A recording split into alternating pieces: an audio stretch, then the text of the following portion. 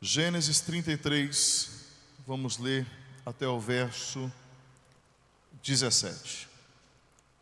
Acompanhe comigo a leitura da palavra de Deus, ou melhor, vamos fazer a leitura de forma responsiva. Eu vou ler os versículos ímpares e a igreja bem forte vai fazer a leitura dos versos pares.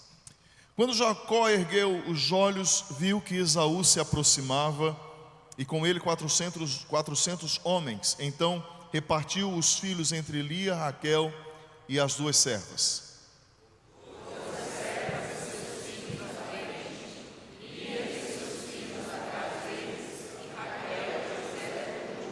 E ele mesmo, adiantando-se, prostrou-se em terra 7 vezes, até aproximar-se de seu irmão.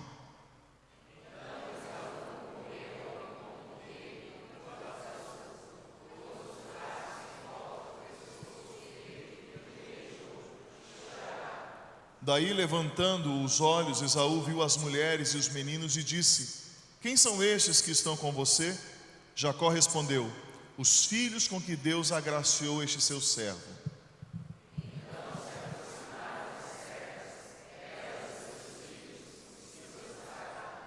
Chegaram também Lia e seus filhos e se prostraram. Por último, chegaram José e Raquel e se prostraram.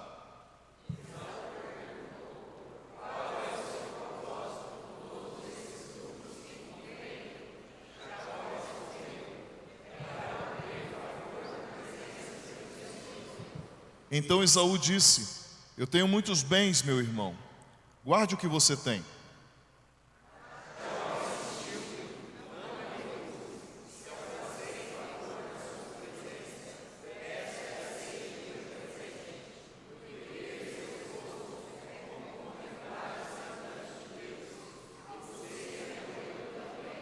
Portanto, aceite o meu presente que eu lhe trouxe, porque Deus tem sido generoso para comigo e tenho fartura. E insistiu com ele até que o aceitou.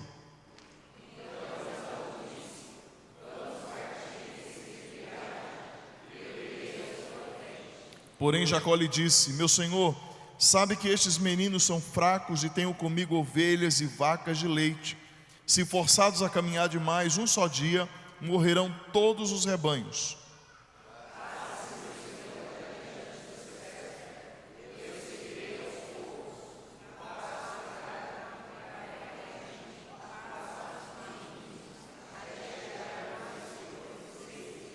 Esaú respondeu: então permita que eu deixe com você alguns dessa gente que está comigo.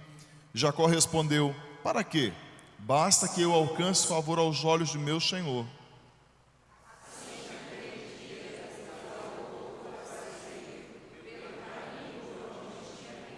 E Jacó foi para Sucote e edificou para si uma casa e fez cabanas para o seu gado. Por isso o lugar se chamou Sucote. Oremos. Senhor, tua palavra é lida e pedimos a tua santa e maravilhosa sabedoria para explanar a tua palavra nessa manhã. Que o nosso coração se renda à tua vontade, ao teu querer, e que o Senhor fale profundamente conosco. Pedimos que nesta manhã, que cada coração, de acordo com a tua graça, receba a boa dose da tua palavra e que ela gere, Senhor, os bons frutos necessários para cada vida. Oramos no nome de Jesus. E você diz: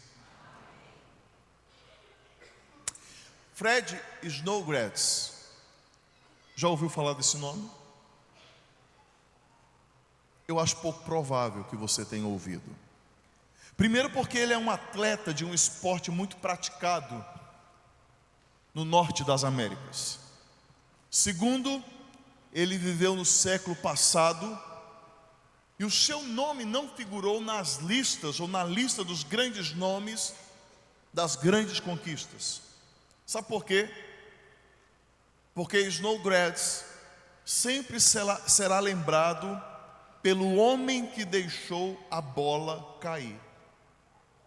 Mesmo ele tendo uma vida exemplar, sendo um cidadão admirável, um homem de uma índole inspiradora, o senhor Snodgrass nunca foi lembrado por seus pontos fortes, mas por um único ponto fraco. Ele deixou a bola cair.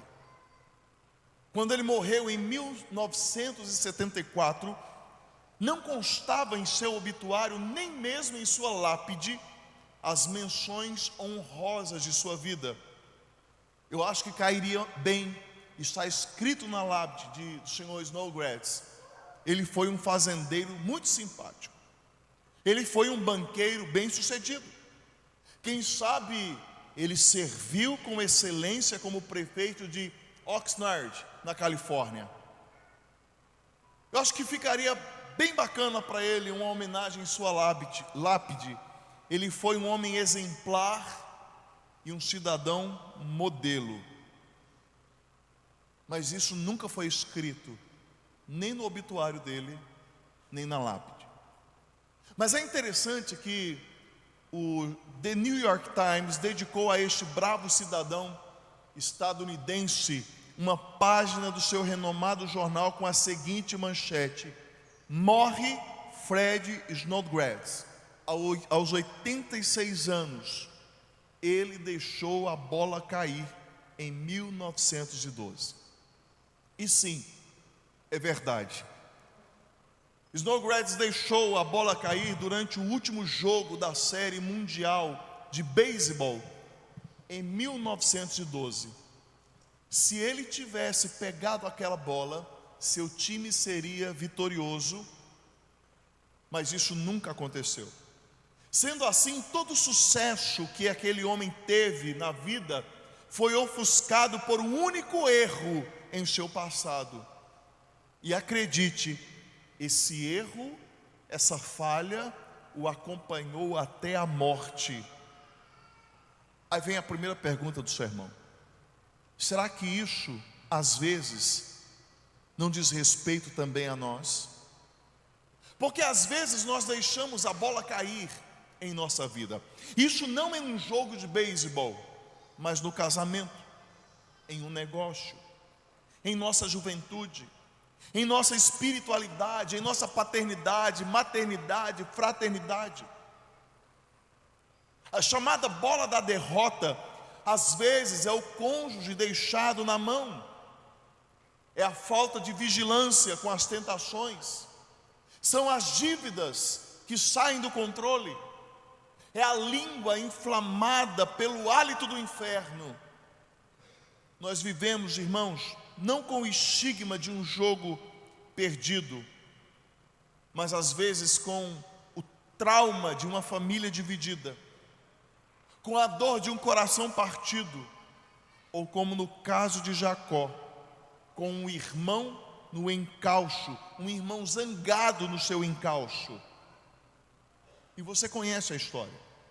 Jacó e Esaú são irmãos gêmeos, separados em idade pelo tempo em que Jacó levou para sair do útero de sua mãe. Mas parece que Jacó nunca se satisfez com a segunda posição, e quando ele viu a oportunidade de virar o jogo, Jacó não pestanejou. Ele se aproveitou da fome e do mau humor do seu irmão Esaú, convencendo-o a trocar suas bênçãos por um prato de ensopado. Nós vamos encontrar isso lá em Gênesis 25 e já falamos sobre isso aqui. Jacó conseguiu o que queria, mas ele conseguiu isso a um preço elevadíssimo, a um custo muito alto. A família de Jacó foi fragmentada e 2 décadas de silêncio foi colocada entre ele e a casa de seu pai. A última vez que nós encontramos Esaú nas Escrituras, ele está com uma ilha vulcânica, Krakatoa, lá na Indonésia, em plena e total erupção. Olha o que o texto nos diz: não é com razão que ele se chama Jacó, diz Esaú, pois já 2 vezes me enganou, tirou-me o direito de primogenitura e agora tomou a bênção que era minha. Esaú, diz o texto, passou a odiar Jacó por causa da bênção com que seu pai o tinha abençoado, e disse em seu íntimo: os dias de luto por meu pai se aproximam, então matarei meu irmão Jacó. Diante disso, O que restou a Jacó se não somente fugir? Se manter longe o bastante até que a ira do seu irmão se arrefecesse. Mas chegou um momento, irmãos, em que Jacó precisou encarar o seu passado. Chegou um tempo em que ele precisava seguir em frente. E em Gênesis capítulo 31, versículo 3, o Senhor falou a Jacó: volte para a terra de seus pais e para a sua parentela. E o Senhor fez uma promessa a ele: eu estarei contigo. No entanto, entre Jacó e a terra prometida está o seu passado conflituoso, o seu passado não resolvido, até que ele tentou deixar o seu passado para trás.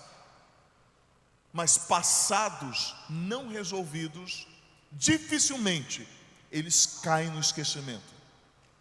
E via de regra, eles se tornam um fantasma, sempre tentando nos assombrar. Max Lucado chega a dizer que Jacó teria ficado feliz em evitar o encontro com seu passado, em evitar o encontro com o Esaú. Mas Deus não. Sabe por quê, irmãos? Deus gosta e quer ver a nossa vida muito bem resolvida. O encontro de Jacó e Esaú não era um mero capricho para uma família, mas era uma necessidade espiritual. Para seguir em frente, irmãos, rumo ao nosso futuro, nós precisamos resolver o nosso passado. É o que aconteceu com Jacó. Para ele seguir em frente rumo a seu futuro, Jacó teve de ficar face a face com o seu passado. E acredite, às vezes o mesmo é verdade sobre mim e você. Para tanto, nessa manhã, neste texto, eu gostaria de conversar com você sobre esse tema.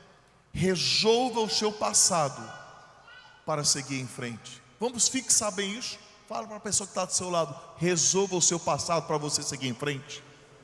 Mas fala com coragem.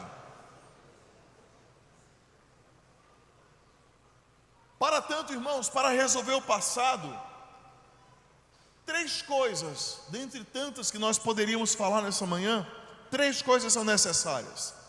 E a primeira delas é que a humildade é mais benéfica que a soberba.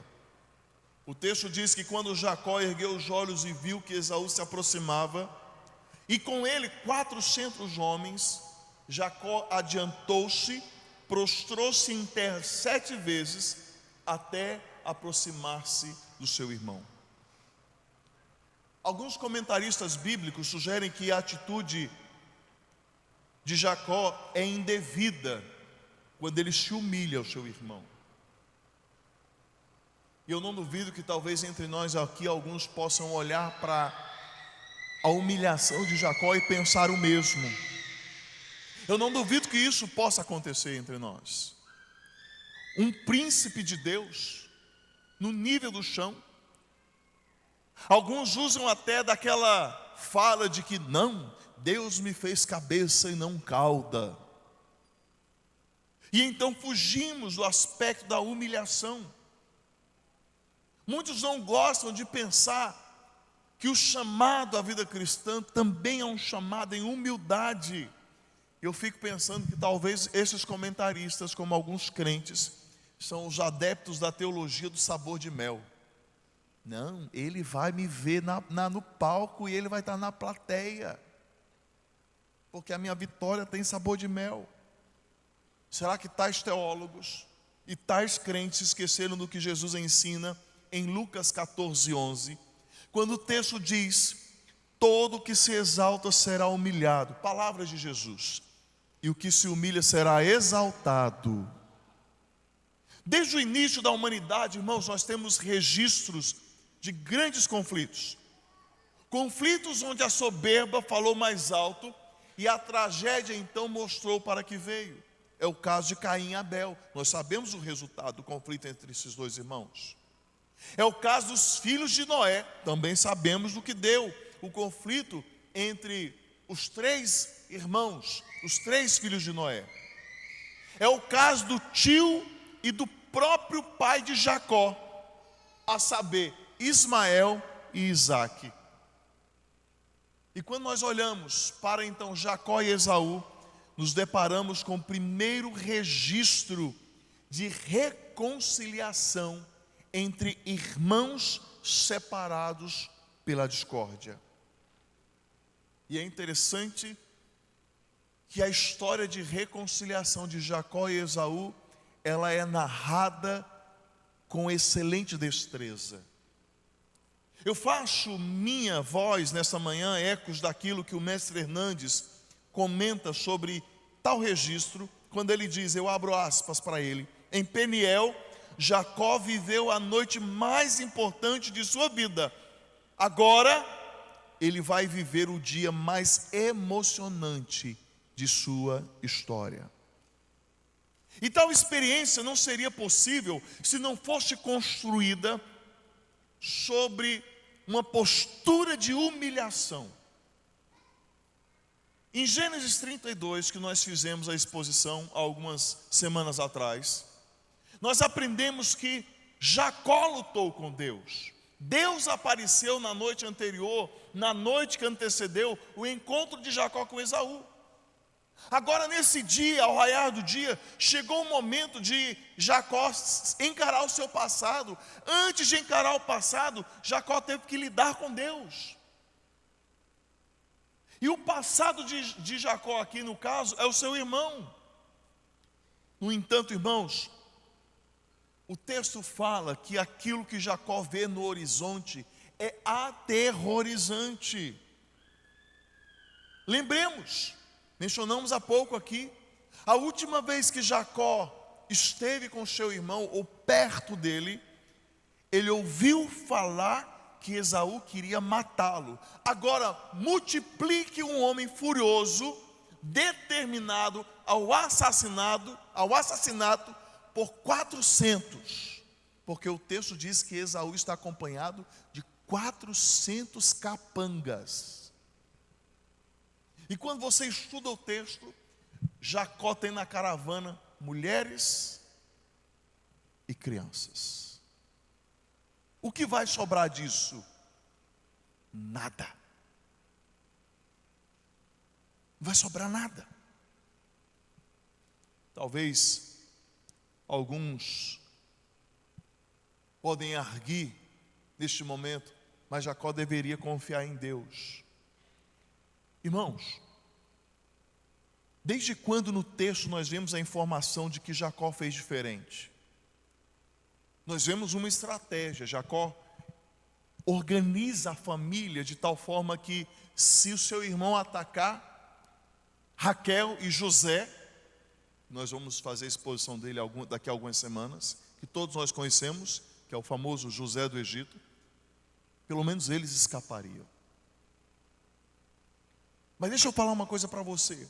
Desde quando confiar em Deus nos isenta de traçarmos estratégias e articularmos a defesa da nossa casa?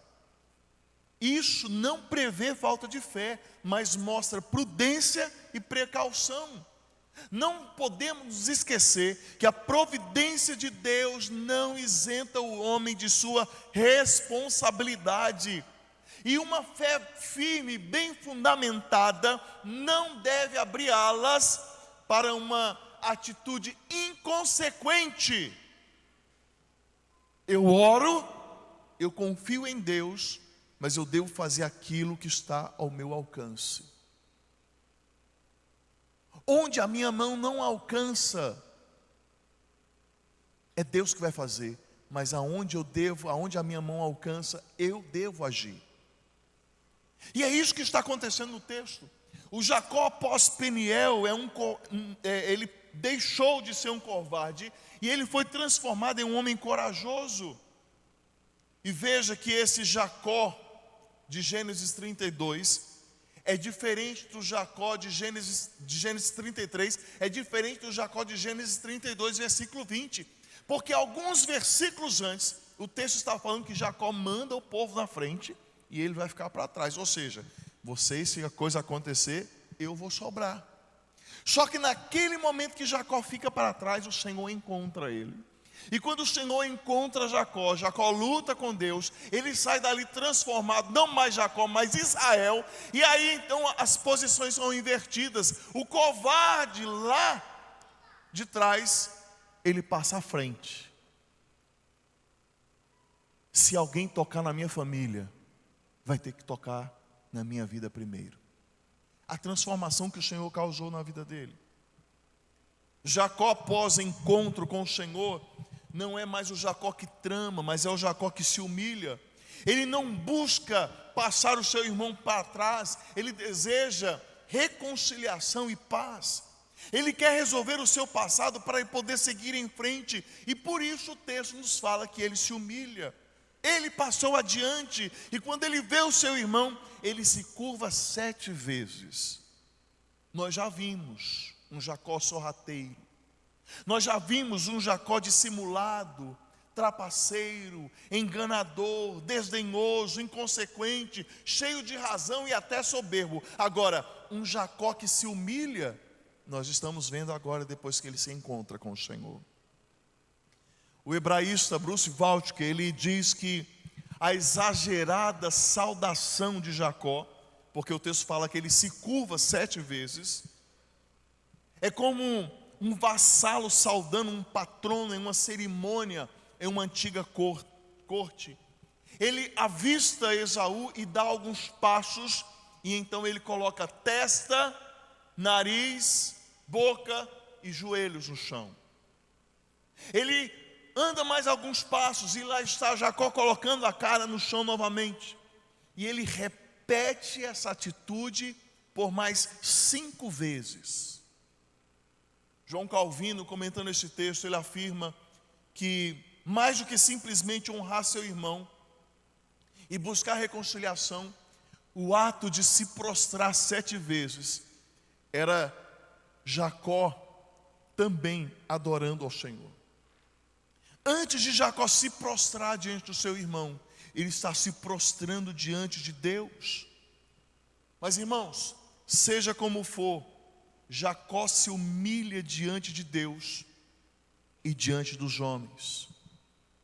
Após esse encontro, o seu encontro com Deus na noite anterior, o velho patriarca, agora convertido pelo Espírito de Deus, sabe que não prosperará e não seguirá firme no propósito do Eterno, se não trilhar o caminho da humilhação. Igreja, eu pergunto para você nesta manhã, você compreendeu já em sua vida o caminho da humilhação na jornada cristã? E eu digo isso porque a humildade precede a honra, e ela abre as avenidas da reconciliação. Muitos dos nossos problemas do passado que assombram o nosso presente e comprometem o nosso futuro são frutos de nossa soberba e de nosso orgulho. Lastimavelmente não somos dados à humilhação. Eu me rebaixar para ele? De jeito nenhum. Mas eu tenho razão. Meu irmão, minha irmã, a Bíblia não nos chama a ter razão, a Bíblia nos chama à humildade. E para resolver o passado, para seguir em frente, é necessário nós resolvermos o nosso passado. E via de regra, o passado ele é resolvido pelo pavimento da humilhação. É necessário humilhar, abdicar da razão, às vezes do direito. Contrariamente do que o mundo e o falso evangelho de hoje nos ensina, como bem nos disse esses dias pastor Misa Júnior, em uma de suas homilias aqui na igreja, ele falou que o lugar mais alto que um discípulo de Jesus pode chegar é aos pés de Cristo. Mas a gente tem procurado galgar lugares onde nós erguemos o nosso nariz e nos achamos estar por cima da carne seca. Se você quer alcançar os pés de Cristo, humilhe-se. Palavras do apóstolo Paulo, o apóstolo dos gentios, em Filipenses capítulo 2, versículos 5 a 8. Tenham entre vocês o mesmo modo de pensar de Cristo.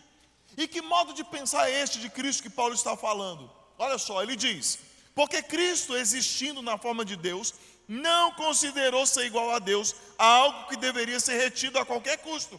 Pelo contrário, ele se esvaziou, assumindo a forma de servo, tornando-se semelhante aos seres humanos, reconhecido em figura humana, ele se humilhou, tornando-se obediente até a morte e morte de cruz. Agora, se Cristo, sendo Deus, se humilhou, por que nós resistimos em fazer o mesmo? Se Cristo se esvaiu de sua autoridade, do seu direito, do seu privilégio, por que nós insistimos em não fazer o mesmo?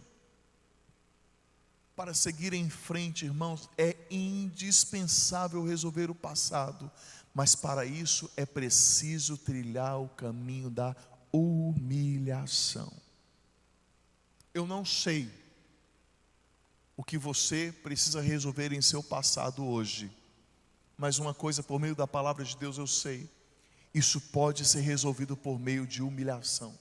Humilhe-se, humilhe-se, e como diz a palavra do Senhor, no devido tempo Deus te exaltará.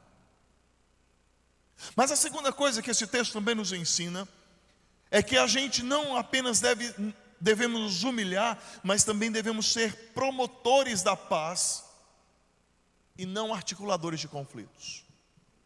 O texto diz que Esaú correu ao encontro de Jacó e o abraçou. O texto diz que ele passou os braços em volta do pescoço, e é interessante que a palavrinha hebraica ali é como se... Vem aqui, pastor Rafael.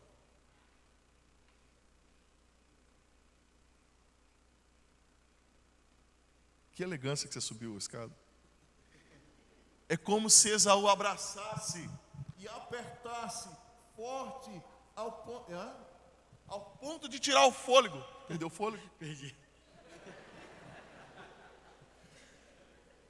Tirar o fôlego de Jacó. Ficou até vermelho. Isso é que o texto está falando. Esaú abraçou, olhou, abraçou, apertou Jacó, diz o texto, beijou Jacó. E o texto diz que ambos choraram. Você conhece alguém especialista em provocar contendas, brigas, animosidades? Posso ser um pouco mais indiscreto? Será que você é alguém assim? E eu digo isso, irmãos, porque é assustador a quantidade de gente que, ludibriado pelo diabo, sendo mera marionete dele, ou por pura carnalidade mesmo, intentam, trabalham, conspiram, tramam, semeiam dissabor e desarmonia entre pessoas. E tais atitudes são movidas por inveja, cobiça, ganância e às vezes ódio. E não se engane, talvez você olhe assim: pastor, mas nós estamos numa igreja. Irmãos, o próprio Jesus falou que tem joio e trigo misturado, e só Ele tem poder para separar joio e trigo. Nós vamos encontrar tais lobos no meio do rebanho, transvestidos de ovelhas. Não duvide daqui a uns tempos você falar assim: você é crente? Eu sou trans o quê? Transcrente ou transovelha. Vai aparecer daqui a uns dias. É que eu sou um lobo, mas eu me sinto ovelha. Ou é uma ovelha que se sente lobo, enfim. E esses tais estão, irmãos, no meio às vezes para causar feridas entre aqueles que Deus elegeu. O alerta de antemão oportuno aqui são as palavras do nosso Senhor lá em Mateus capítulo 5, versículo 9, que diz: bem-aventurados os pacificadores, porque serão chamados filhos de Deus. Cantar para Deus, por mais que faça parte da nossa liturgia e do nosso culto, não nos torna filhos de Deus. Dirigir uma petição a Deus por meio da oração, por mais que seja necessário em nossa comunhão, em nossa prática, nas disciplinas espirituais, não nos torna filhos de Deus. Não coloca Deus como Pai em nosso registro de novo nascimento. Ler a Bíblia, pregar, limpar o templo, ajudar os necessitados, socorrer os órfãos e as viúvas, tudo isso é necessário, mas não nos torna filhos de Deus. Nada disso nos qualifica para tamanha honraria, mas ser um promotor da paz, segundo o que Jesus diz, isso nos habilita para essa tão maravilhosa filiação. Bem-aventurados, felizes são os pacificadores, são aqueles que promovem a paz, porque eles serão chamados filhos de Deus. O novo Jacó, agora renomeado Israel, ele não está disposto a ficar paralisado em seus medos, em seus traumas, inquietações. E se o preço para seguir adiante é enfrentar a fúria do seu irmão em humildade, ele vai fazer isso, mas ele usará as poderosas ferramentas da paz. O saudoso pastor e doutor em teologia, Carlos Oswaldo Cardoso Pinto, ele diz, abro aspas para ele, a reconciliação de Jacó com Esaú demonstra que Javé, que o Senhor, de fato lhe concedera proteção. É bom trazer a lume, trazer diante da luz, trazer na mesa neste momento novamente a garantia que o Senhor deu a Jacó: vá para a terra dos seus pais, para a sua parentela, eu estarei com você. E diante dessa graciosa cena de reconciliação, será que nós podemos imaginar diferente? Ou seja, se Deus está reconciliando ali um conflito de 2 décadas, como isso é possível, se não somente Deus estando presente ali? O mesmo Deus que havia mudado a vida de Jacó na noite anterior, agora muda no dia seguinte as disposições do coração de Esaú. Curioso que, quando Esaú estava entorpecido em sua depravação, por ocasião da venda do seu direito de primogenitura, 5 verbos são empregados no texto para expor o coração do rude filho de Isaque. Lá na ocasião, Moisés diz que Esaú vendeu o seu direito, ele desprezou a sua bênção. Ele comeu, ele bebeu, levantou-se, saiu, desprezou. 5 verbos. Agora, no momento da reconciliação, outros 5 verbos são usados, são apresentados para mostrar o resultado daqueles que trabalham pela paz. E quais são esses verbos? Esaú correu, abraçou, apertou, né, Rafael? Beijou, chorou. A atitude de Esaú comprova aquilo que Calvino, o reformador de Genebra, afirma: Deus tem o coração dos homens em suas mãos para abrandar a aspereza e conter a crueldade deles quando bem lhe aprouver. E nessa ocasião, Deus deu ouvido às orações de seu servo Jacó, que se apresentou diante dele com um coração disposto a promover a paz. Será que nós temos sido promotores da paz em um mundo em tantas guerras? Eu não sei se você já percebeu, mas a 3ª Guerra Mundial já começou, já faz algum tempo. E necessariamente ela não está usando, por enquanto, canhões, tanques de guerra ou aviões. Mas ela já está acontecendo. As pessoas estão se odiando. Pior do que isso, as pessoas estão semeando discórdia. Ah, pastor, mas isso é só lá no mundo. Não, irmãos. Isso às vezes acontece dentro da igreja. Presbiterianos que odeiam assembleanos, assembleanos que odeiam batistas, arminianos que não gostam de calvinistas, calvinistas, cessacionistas que criticam os continuistas, ovelhas pedindo a Deus para dar chifre, para dar cabeçada em pastor. A gente está tendo de tudo isso vendo acontecer no meio da igreja. Eu me entristeço demais às vezes quando eu ouço falar de um irmão que fala: pastor, eu vou sentar do lado de lá da igreja porque eu não quero cruzar com o irmão que está lá do outro lado. Irmãos que não podem lançar a mão dentro da mesma bandeja de ceia. Nós acabamos de participar. Como é que vai ser no céu? Como vai ser? Um que quer ver o outro pelas costas. Após longos 20 anos, os gêmeos estão face a face. O texto diz: abraçados, reconciliados, e ambos estão em copioso choro de quebrantamento.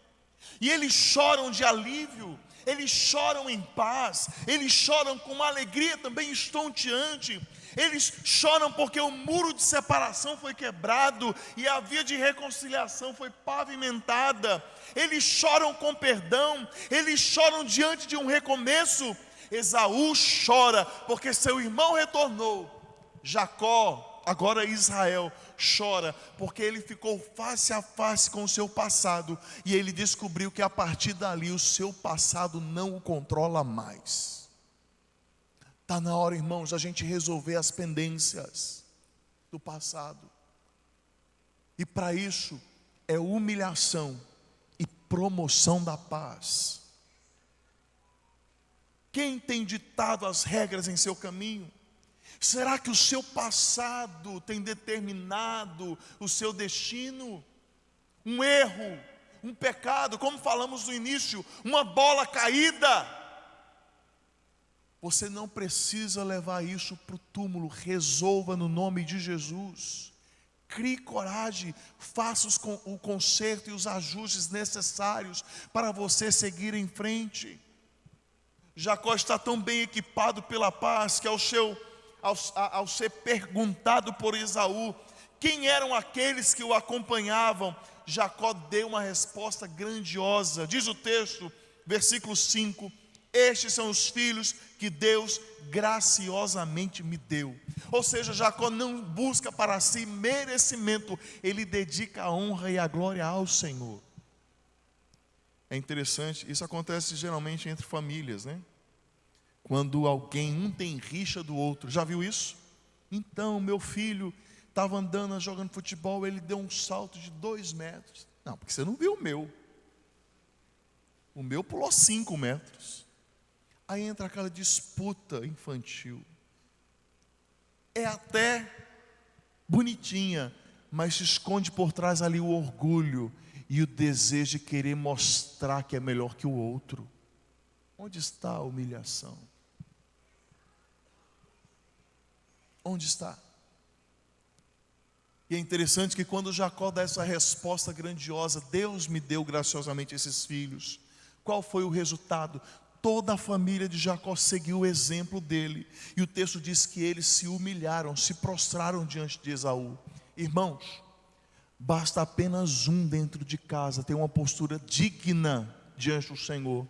Vai servir de exemplo para todos os demais. Mas alguém tem que começar. Alguém tem que dar o primeiro passo. Será que não é você nesta manhã? Que precisa ter uma postura de humildade, de graça, para que os demais sigam o seu exemplo. Promotores da paz não são somente aqueles que têm algum tipo de ação, mas eles também são instrumentos de inspiração. A atitude de Jacó inspirou a sua família.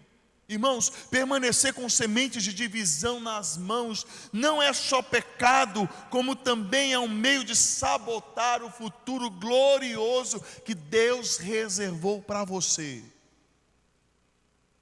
Nós não podemos continuar semeando discórdia, conflitos, mentiras, problemas, dificuldades, animosidades, guerras, seja numa perspectiva mundial ou local. Precisamos promover a paz para resolver o nosso passado e seguir em frente. E por fim, Siga firme, terceira e última coisa, em seu propósito, e não se embarace com aquilo que nada tem a ver com o propósito que Deus lhe deu. Talvez o que eu vá falar aqui neste momento é uma das coisas que alguns vão arrepiar, mas eu quero que você entenda à luz da palavra de Deus. O texto diz que Esaú chegou a Jacó, depois deles reconciliados, a paz reinando entre eles. Esaú falou: vamos partir, vamos seguir viagem juntos, eu irei à sua frente. Jacó respondeu: para quê? Basta apenas o que eu alcance favor aos seus olhos.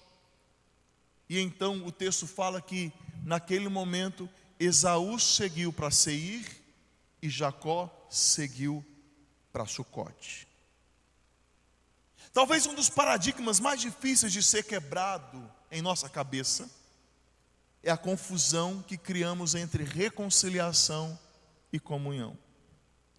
E eu digo isso, irmãos, porque nem sempre a reconciliação vai andar de braços dados com a comunhão. Ter paz não significa ter comunhão, e você vai entender isso. Nem sempre a condição de viver em paz comungará com a atitude do outro. O nosso chamado à pacificação não pode ser subserviente à condição pecaminosa que às vezes nos é imposta. Mas antes que você se escandalize com o que eu estou falando, é preciso considerar as palavras do apóstolo Paulo em sua carta aos Romanos, capítulo 12, versículo 18, quando Paulo diz: se possível, no que depender de vocês, tenham paz com todos.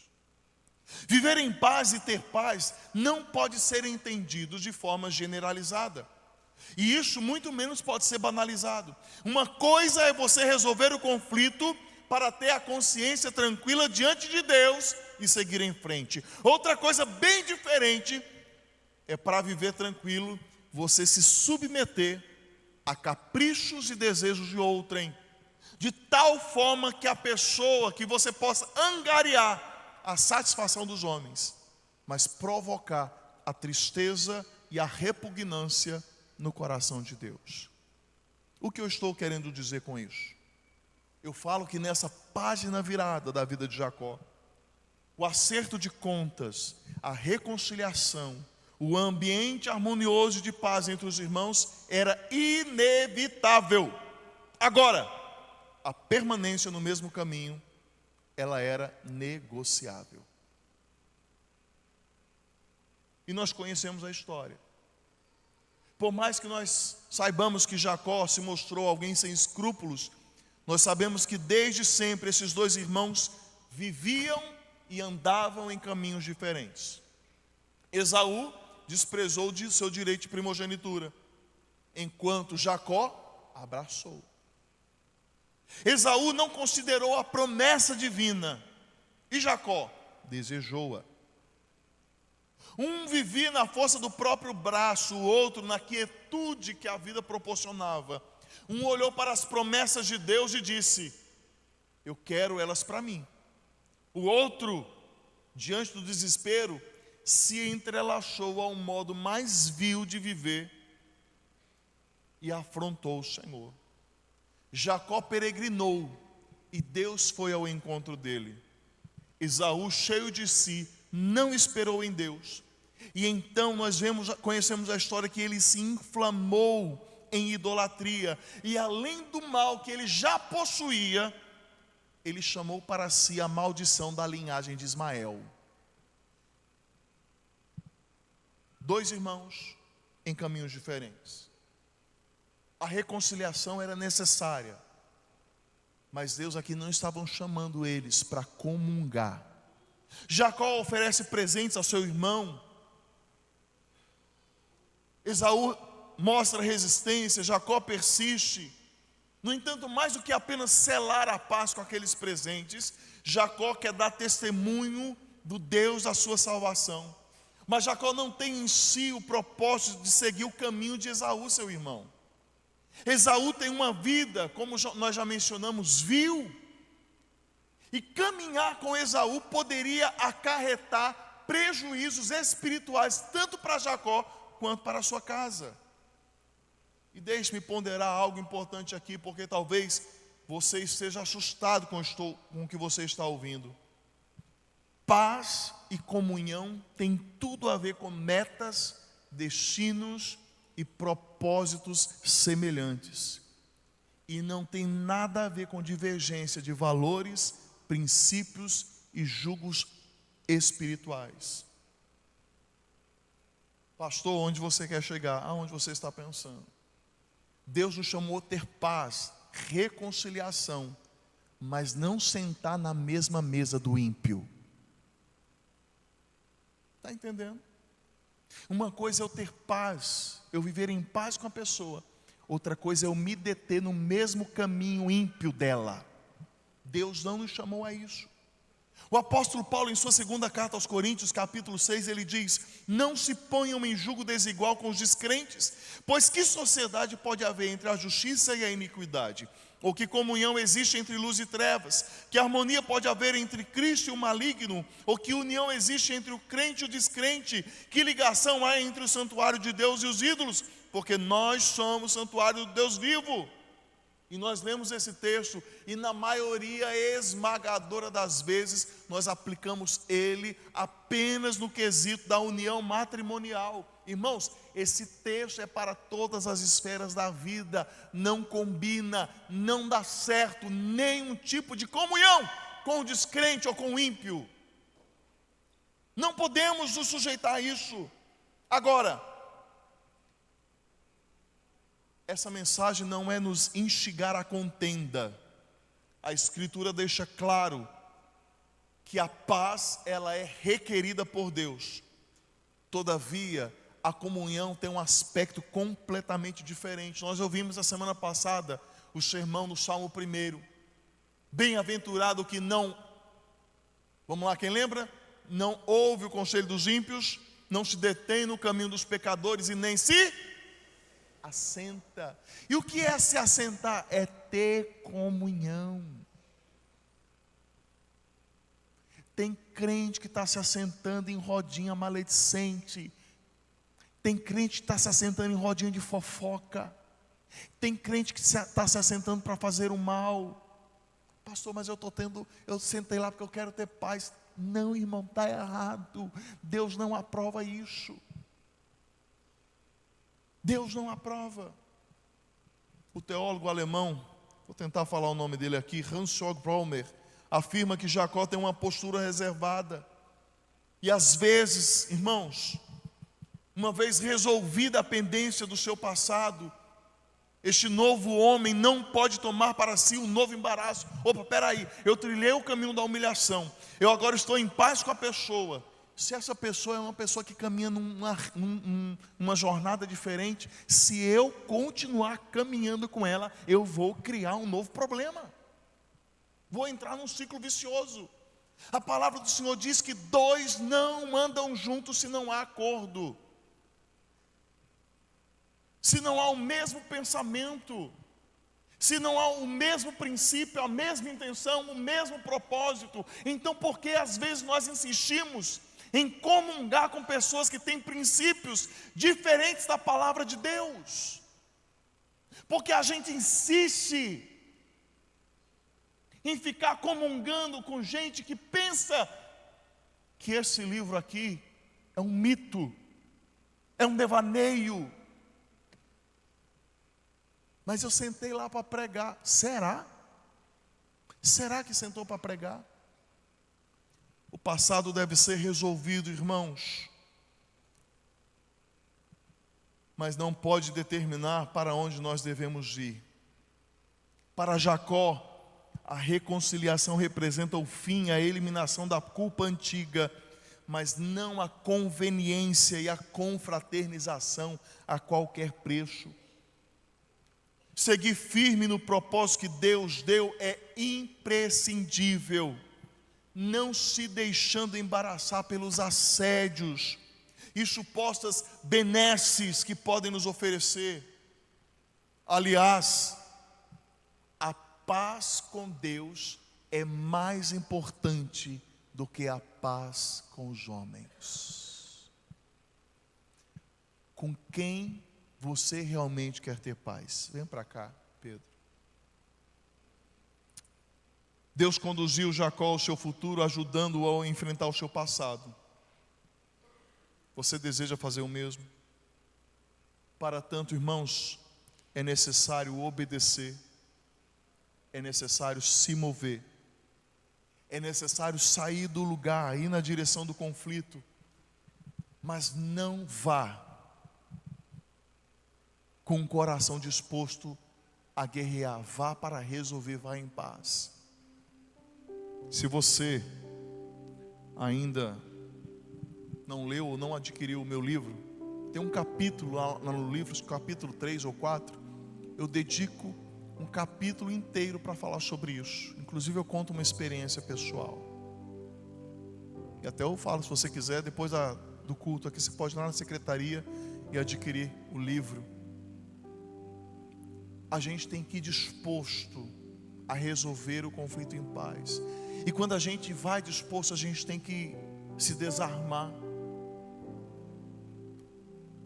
O pseudo-direito, as razões, o em si mesmismo, deixa.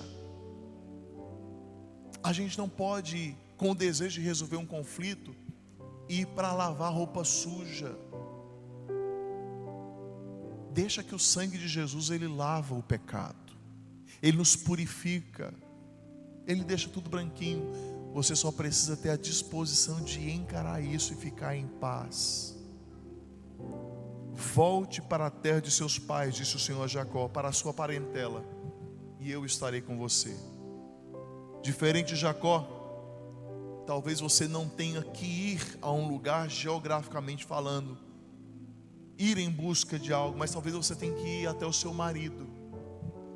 Talvez esse ir é ir até a sua esposa, ir até um filho, a filha, um amigo, o irmão, o pastor, o chefe, o funcionário, o vizinho. Talvez você precisa ir até quem te ofendeu, ou até a quem você ofendeu. De todo modo, assim como Jacó, tanto você quanto eu, nós podemos contar com a presença constante de nosso Salvador. Se Jacó recebeu tal promessa e experimentou, o mesmo Deus fiel de ontem, ele é fiel hoje. E ele nos promete em Mateus 28, 20: eis que estou convosco todos os dias, até a consumação dos séculos. Pastor, eu preciso resolver um conflito. Vá, Deus já nos garantiu, Ele está com você. Vá em paz, vá em humildade. Como diz meu amigo Lucado, você não pode superar o seu passado sem a ajuda de Deus.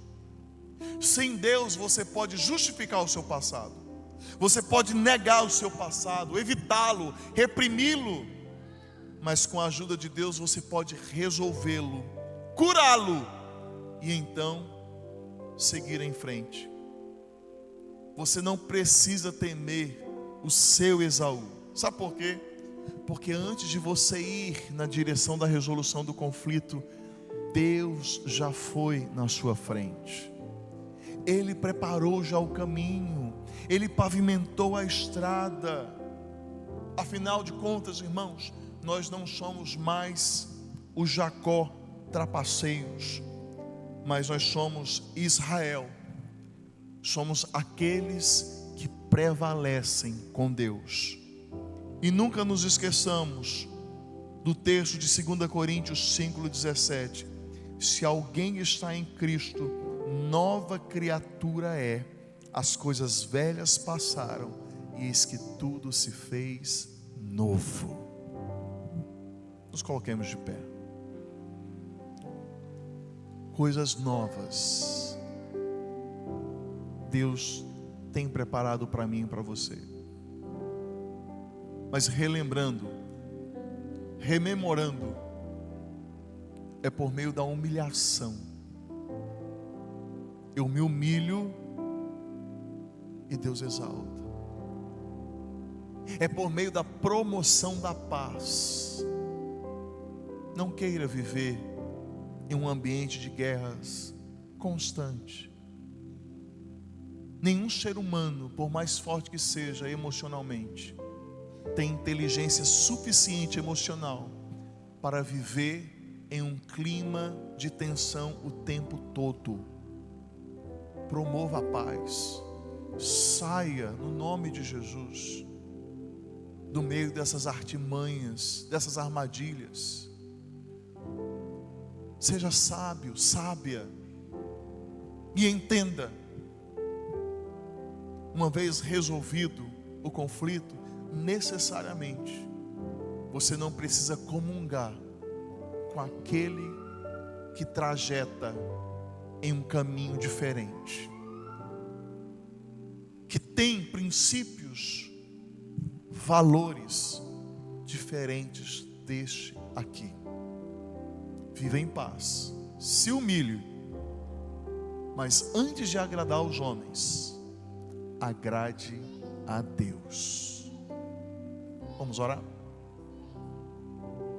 Senhor, no nome de Jesus, mediante a Tua palavra nessa manhã, nós pedimos a Tua misericórdia, porque às vezes, Senhor, nós tentamos ignorar conflitos passados, e isso às vezes são meios onde o maligno tenta emperrar a nossa vida, tenta sempre nos manter cativo a uma situação pela qual o Senhor deseja nos libertar. Mas sabemos que o Senhor já preparou o caminho, mas nós precisamos de dar o primeiro passo. Nos ajuda a fazer isso em humilhação, em humildade, Pai, no nome de Jesus. Que nessa manhã o Senhor transforme todos esses irmãos presentes aqui, aqueles que vão ver essa pregação posteriormente na internet, que possam ser transformados em promotores da paz. Afasta de nós, Senhor, as sementes malignas de conflitos, de animosidades.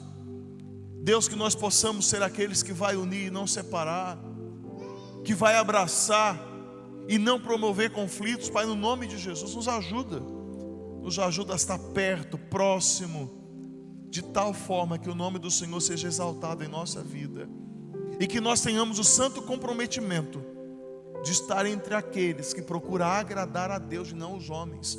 Não nos deixa, Senhor, nos assentar na roda dos escarnecedores, nos deter lá, manter comunhão simplesmente por conveniência. Isso não é paz verdadeira. Nos livra disso, Senhor, e nos faz olhar adiante, nos faz olhar para Ti, nos faz, Senhor, realmente seguir em frente do propósito que o Senhor preparou para nós.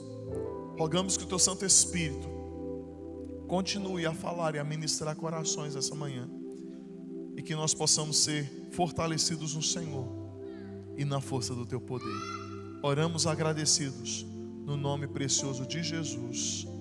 Amém. Que a graça do nosso Senhor e Salvador Jesus Cristo, que o amor de Deus, o nosso eterno Pai, a virtude e a consolação do Espírito Santo esteja sobre a sua vida hoje e sempre, te fazendo resolver o passado e avançar para um futuro glorioso, no nome de Jesus. Amém. Bom domingo.